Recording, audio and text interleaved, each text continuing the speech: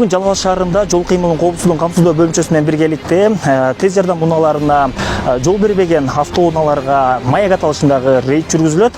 Алдыда көрөбүз Жалал Абад шаарынын айдоочулары тез жардам унааларына канчалык деңгээлде жол бошотуп беришет.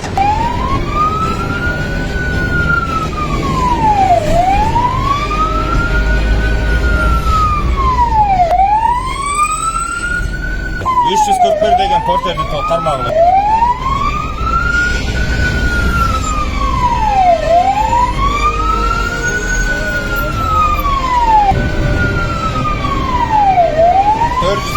Матис, 487 Матис.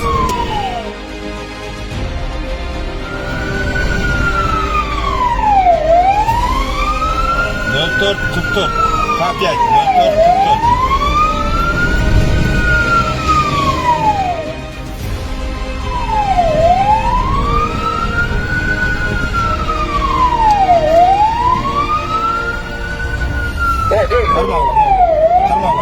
Светофордо тургандар.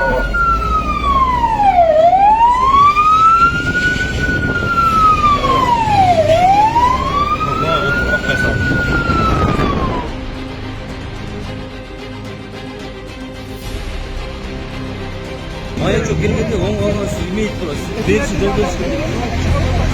Siz 5 minut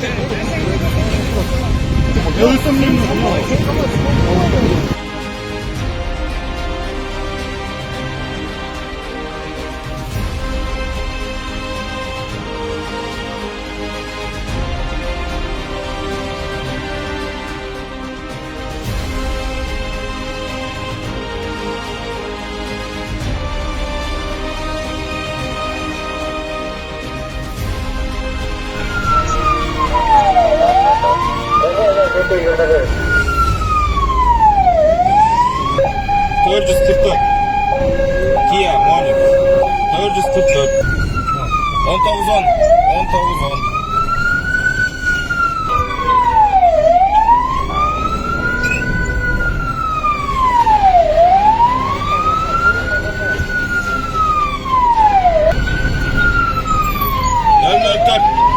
Grandeur 004. Nagla жол бербеден.